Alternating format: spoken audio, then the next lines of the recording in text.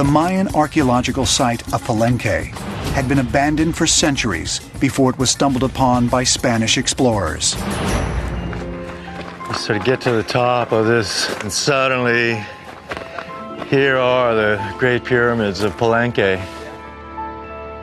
Here, deep within a secret tomb, under one of the age-old temples, lies the 7-ton sarcophagus of Palenque's 7th century ruler, Pacal the Great.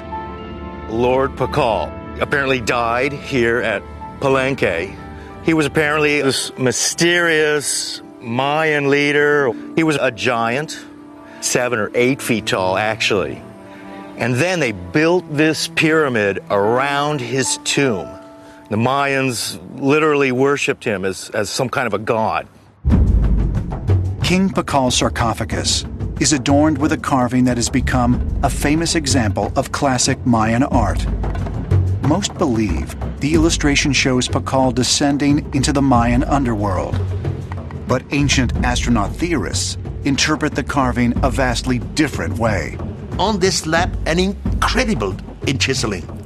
You see a man, and he's sitting in a sort of capsule. He has some sort of mask on his nose, and you see his upper hand, he's manipulating some controls. From the lower hand, he's turning something on. The heel of his left foot is on a kind of pedal, and outside of the capsule, you see a linking flame.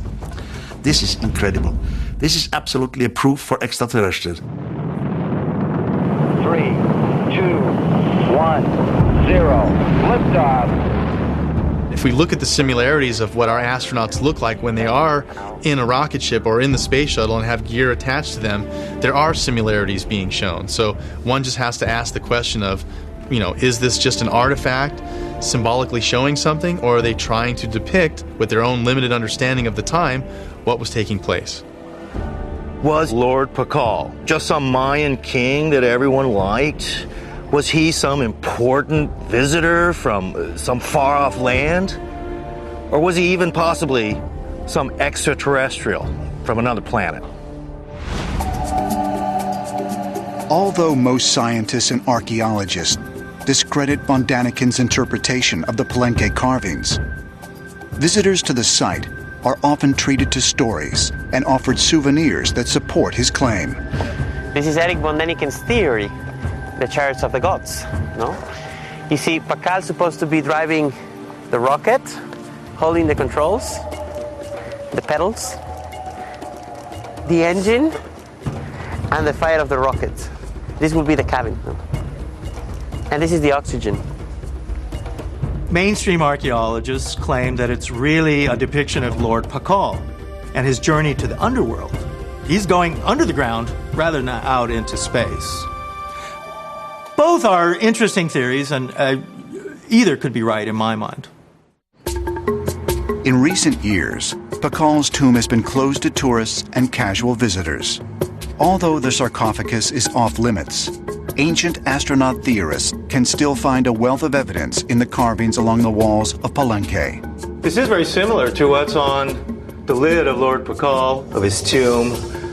The way he's got his left hand right here in an odd position, and his wrist. Also some kind of rocket exhaust or something is coming out of him.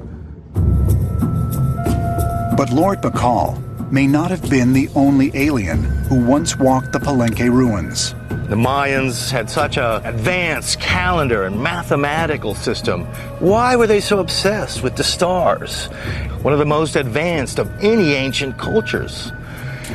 And yet, the Mayans just vanished around 500 AD. We don't know where they went. And one explanation is that the Mayans were some kind of extraterrestrials, and they literally left our planet.